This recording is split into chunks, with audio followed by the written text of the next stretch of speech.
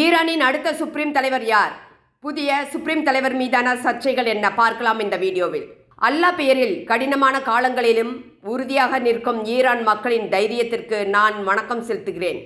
வீர மரணம் அடைந்தவர்களின் பாதையை தொடர்ந்து மரியாதை, சுதந்திரம் மற்றும் கண்ணியத்திற்காக நாம் தொடர்ந்து போராடுவோம் என்று கூறியிருப்பவர் ஈரானின் புதிய சுப்ரீம் தலைவர் முஜ்தபா காமேனி. இவர் அலி காமேனியின் மகன். இந்த மாதிரியான சொற்கள் பொதுவாக ஈரானில் வீர மரணம் அடைந்தவர்கள் மற்றும் தேசிய எதிர்ப்பு உணர்வு குறித்து பேசும் அரசியல் மத உரைகளில் பயன்படுத்தப்படும். ஆனால் தற்போது இவர் பேசியிருப்பது அதிகார மையம் இவரது கைக்கு சென்று இருப்பதை உறுதி செய்வது போல் இருக்கிறது. அவரது இடம் வெற்றிடமாக கருதப்பட்டது. காமேனி ஒரு மதகுருவாக நாட்டை கட்டுப்படுத்தும் சர்வதிகாரியாக பார்க்கப்பட்டார். இந்த இடத்துக்கு தற்போது இவரது மகன் முஜ்தபா காமேனி தேர்வு செய்யப்பட்டிருக்கிறார். இவர் ஒரு ஷியா மதகுருவாக அறியப்படுகிறார். பல ஆண்டுகளாக ஈரானின் அதிகார மையத்தில் அவர் செல்வாக்கு செலுத்தி வருகிறார் என்று கூறப்படுகிறது. இவருக்கு இருக்கும் அரசியல் செல்வாக்கு குறித்து பார்க்கலாம். முஜ்தபா தனது தந்தையின் அலுவலக நடவடிக்கைகளின் பின்னணியில் இருந்து செல்வாக்கு செலுத்தியவர் என்று கூறப்படுகிறது.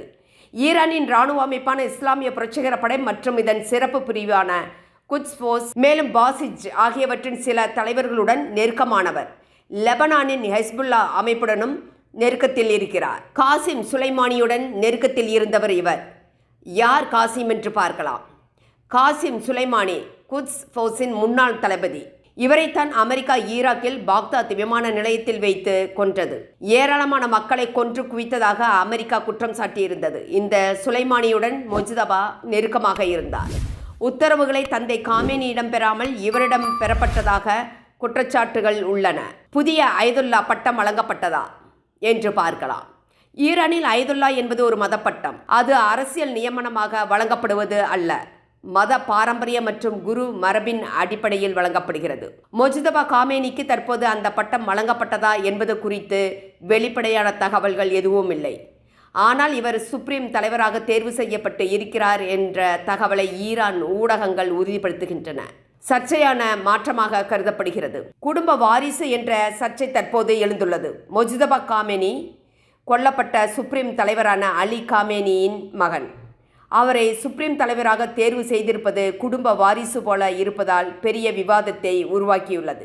ஏனெனில் ஈரான் இஸ்லாம் குடியரசு அமைப்பில் மரபு வழி ஆட்சி, அதாவது தந்தைக்கு பின் மகன் என்ற முறையை எதிர்க்கிறது. குறிப்பாக ஷியா இஸ்லாம் மத குருக்கள் பாரம்பரியத்தில் தந்தையிடமிருந்து மகனுக்கு அதிகாரம் செல்வது இதுவரை இல்லாத நடைமுறை. இருப்பினும் முஜ்தபா காமேனி அதிகாரத்திற்கு வருவதற்கான முக்கிய காரணங்கள் என்ன என்று பார்க்கலாம். ஈரானின் சக்தி வாய்ந்த இராணுவ அமைப்பான இஸ்லாம் புரட்சிகர படை அவருக்கு ஆதரவளித்திருப்பதாக கூறப்படுகிறது. அரசியல் மற்றும் பாதுகாப்பு அமைப்புகளுக்குள் அவர் நீண்ட காலமாக செல்வாக்கு செலுத்தி வந்தவர். அதிகாரப்பூர்வ அறிவிப்பு இன்னும் முழுமையாக வெளியாகவில்லை என்றே கூறப்படுகிறது. ஆனால் பல நம்பகமான தகவல்களின்படி முஜ்தபா காமேனி தற்போது ஈரானின் சுப்ரீம் லீடராக கருதப்படுகிறார். சுப்ரீம் லீடர் பதவியின் முக்கியத்துவம் என்ன என்று பார்க்கலாம். நாட்டின் அரசியல், இராணுவம், மத நிர்வாகம் ஆகியவை இனி முஜ்தபா காமேனியின் கீழ் வருகிறது. இவற்றின் மீது இறுதி அதிகாரம் கொண்ட மிக உயர்ந்த பதவி சுப்ரீம் தலைவர் பதவி. முஜ்தபா காமேனி அதிகாரத்துக்கு வருவது என்ன கூறுகிறது என்றால், ஈரான் நாட்டில் அதிக செல்வாக்கை பெற்று இருப்பது இராணுவம் என்பது தெளிவாகிறது. 88 மதகுருக்கள் இணைந்து இந்த முடிவை எடுக்க வேண்டும் என்று கூறப்பட்டது. அதுதான் ஈரானின் எழுதப்பட்ட சட்டம். ஆனால் இந்த மரபு மீறப்பட்டு இருக்கிறது. இது ஈரான் அரசியல் அமைப்பில் பெரிய மாற்றத்தையும் சர்ச்சையையும் உருவாக்கி இருக்கிறது. முஜ்தபா காமேனியின் வெளிநாட்டு சொத்துக்கள் மற்றும் அரசியல் செல்வாக்கு குறித்து பல குற்றச்சாட்டுகள் வெளிவந்துள்ளன.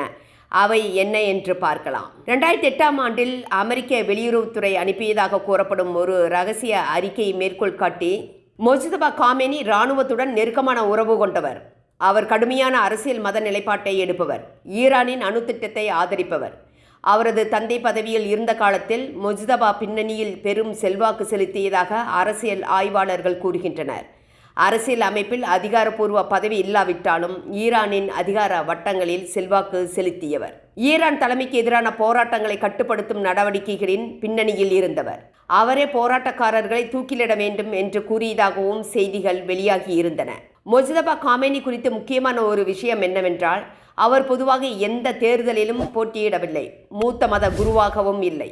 அவர் அரசாங்கத்தில் அதிகாரப்பூர்வமான அமைச்சரவை அல்லது நிர்வாக பதவி எதையும் வகிக்கவில்லை. ஆனால் ஈரானின் அதிகார அமைப்பின் பின்னணியில் மிகுந்த செல்வாக்கு கொண்டவராக பார்க்கப்படுகிறார். தந்தைக்கு பதிலாக இவர்தான் பல நேரங்களில் முடிவுகளை எடுத்திருக்கிறார். தந்தையின் அலுவலகத்தில் கேட் கீப்பராக இருந்தாரா? மொஜ்தபா காமேனி பொதுவாக வெளியில் அதிகமாக தோன்றியது இல்லை. ஆனால் தந்தை அலி காமேனியின் அலுவலகத்தில் முக்கிய கேட் கீப்பர் போல செயல்பட்டதாக கூறப்படுகிறது.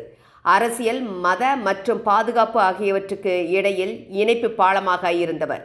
இவருக்கு இராணுவ அனுபவம் இருக்கிறது. ஈராக் போர் நடந்தபோது மொஜ்தபா காமேனி ஈரானின் ஆயுதப்படைகளில் பணியாற்றினார்.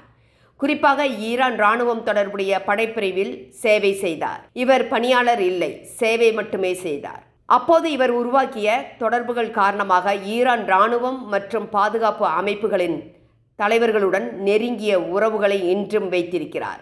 இந்த உறவுதான் ஈரானின் அதிகார அமைப்பில் தற்போது இவருக்கு பெரிய செல்வாக்கை அளித்ததாக கூறப்படுகிறது. மொஜ்தபா காமேனி வெளிநாட்டு சொத்துக்கள் குறித்த குற்றச்சாட்டு என்ன என்று பார்க்கலாம். ப்ளூம்பர்க் வெளியிட்ட தகவலின்படி மொஜ்தபா காமேனி லண்டனின் பில்லியனர்ஸ் ரோ என அழைக்கப்படும் பிஷப்ஸ் அவென்யூ பகுதியில் பல வீடுகளை வைத்திருக்கிறார் என்ற குற்றச்சாட்டு உள்ளது. மேலும் துபாய், டெஹ்ரான், பிராங்க்ஃபர்ட் உள்ளிட்ட நகரங்களில் முதலீடுகள் உள்ளதாகவும் கூறப்படுகிறது. அத்துடன் தனியார் விமானம், ஹெலிகாப்டர், லக்ஸுரி கார்கள் உள்ளிட்ட சொத்துக்கள் உள்ளன. கிரிப்டோ கரன்சி மூலம் பெரிய தொகை கைமாறியதாகவும் ஊகங்கள் வெளியாகியுள்ளன. இவர் மீதான மனித உரிமை குற்றச்சாட்டுகள் என்ன என்று பார்க்கலாம். ஈரானில் நடந்த போராட்டங்களை அடக்குவதில் மொஜ்தபா காமேனி பங்கேற்றதாக மனித உரிமை அமைப்புகள் குற்றம் சாட்டுகின்றன. அவர் இளமையில் ஈராக் போரிலும் பங்கேற்றதாக தகவல்கள் தெரிவிக்கின்றன. மன்னராட்சி அடிப்படையில் பதவி மாற்றம் ஏற்படுவது குறித்து ஈரானில் கருத்து வேறுபாடுகள் உள்ளன. அலி காமேனி மன்னராட்சி முறையை கடுமையாக எதிர்த்தவர். அதை எதிர்த்துதான் ஆட்சிக்கு வந்தவர்.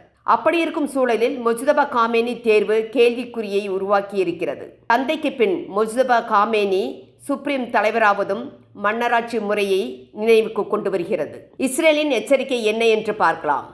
இஸ்ரேல் என்ன எச்சரிக்கை கொடுத்திருக்கிறது என்றால், அடுத்தது ஈரானின் சுப்ரீம் தலைவராக யார் தேர்வு செய்யப்பட்டாலும் அவர்கள் கொல்லப்படுவார்கள் என்ற தகவலை ஏற்கனவே வெளியிட்டுள்ளது. இது மத்திய கிழக்கில் மேலும் பதற்றத்தை அதிகரித்துள்ளது. சுப்ரீம் தலைவர் வாரிசு விவகாரம் ஷியா மத குருக்கள் எதிர்ப்பார்களா என்று பார்க்கலாம். ஈரானின் சுப்ரீம் தலைவருக்கான வாரிசு தேர்வு விவகாரம் மத மற்றும் அரசியல் வட்டாரங்களில் கடும் அதிர்வுகளை ஏற்படுத்தியுள்ளதாக தகவல்கள் தெரிவிக்கின்றன. குறிப்பாக குடும்ப வாரிசு முறையில் பதவி மாற்றம் நிகழ்வதை ஷியா பிரிவினர் விரும்பவில்லை. மூத்த ஷியா மதகுருக்கள் எதிர்ப்பு தெரிவிப்பார்களா என்பதை பொறுத்திருந்து பார்க்க வேண்டும். அசம்பிளி ஆஃப் எக்ஸ்பர்ட்ஸ் மற்றும் வாரிசு தேர்வு என்ன என்று பார்க்கலாம். ஈரானில் சுப்ரீம் தலைவரை தேர்வு செய்யும் அமைப்பு அசம்பிளி ஆஃப் எக்ஸ்பர்ட்ஸ் ஆகும். சுப்ரீம் தலைவராக இருந்த அலி காமேனி தனது மரணத்திற்கு முன்பு 3 மாற்று வேட்பாளர்களின் பெயர்களை பரிந்துரைத்துள்ளார். அதில் மொஜ்தபா காமேனி பெயர் இடம்பெறவில்லை என்றே தகவல்கள் வெளியாகியுள்ளன. ஈரான் இராணுவத்துக்கு அழுத்தம் கொடுத்தாரா மொஜ்தபா? அமெரிக்கா மற்றும் இஸ்ரேலுக்கு எதிராக கடுமையான பதிலடி கொடுக்க வேண்டுமென ஈரான் ஆட்சிக்கு இவர் அழுத்தம் தந்ததாக தகவல்கள் தெரிவிக்கின்றன. நெருக்கடியான சூழலில் நாட்டை வழிநடத்த தேவையான தகுதிகள் மொஜ்தபாவுக்கு உள்ளன என்று ஈரான் இராணுவம் கருதுகிறது. மொஜ்தபா காமேனிக்கு வயது 56, நடுத்தர ஷியா மத போதகர். கடந்த சில ஆண்டுகளாகவே அவர் தந்தையின் அடுத்த வாரிசாக பார்க்கப்பட்டவர். ஈரானின் இராணுவமான இஸ்லாம் புரட்சிகர படையுடன் அவருக்கு நெருங்கிய தொடர்பு உள்ளதாக கூறப்படுகிறது. ஈரானின் தற்போதைய நிலை என்ன என்று பார்க்கலாம். ஈரான் தற்போது இஸ்ரேல், அமெரிக்கா என்ற 2 பலம் வாய்ந்த இராணுவ நாடுகளுடன் போரிட வேண்டிய அழுத்தத்தில் இருக்கிறது. விரைவில் போர் நிற்பதற்கான எந்த அறிகுறியும் இல்லை. உள்நாட்டு போராட்டங்கள் அதிகரித்துள்ளது. தந்தையின் வழியில்தான் மொஜ்தபாவும் செல்வார் என்ற கருத்துக்கள் எழுந்துள்ளன. ஏனெனில் இவரும் தந்தையைப் போல தீவிர மத சிந்தனைகள் கொண்டவர். மீண்டும் உள்நாட்டில் இவருக்கு எதிராக போராட்டம் வெடிக்கலாம். மக்கள் விரும்புவது மத தலைவர்களை அல்ல, சுதந்திரம், வேலைவாய்ப்பு, அடிப்படை உரிமைகள், உணவு, குடிநீர், மத கட்டுப்பாடுகளில் இருந்து பெண்களுக்கு விடுதலை ஆகியவற்றையே எதிர்பார்க்கின்றனர். பார்க்கலாம் ஈரானில் என்ன நடக்கிறது என்று. நண்பர்களே, உங்களது கருத்துக்களை எங்களுடன் பகிரவும். உங்களது ஆதரவு எங்களுக்கு மிகப்பெரிய ஊக்கமாக இருக்கும். எங்களது யூடியூப் சேனலை சப்ஸ்கிரைப் செய்யவும், லைக் செய்யவும், ஷேர் செய்யவும். நன்றி.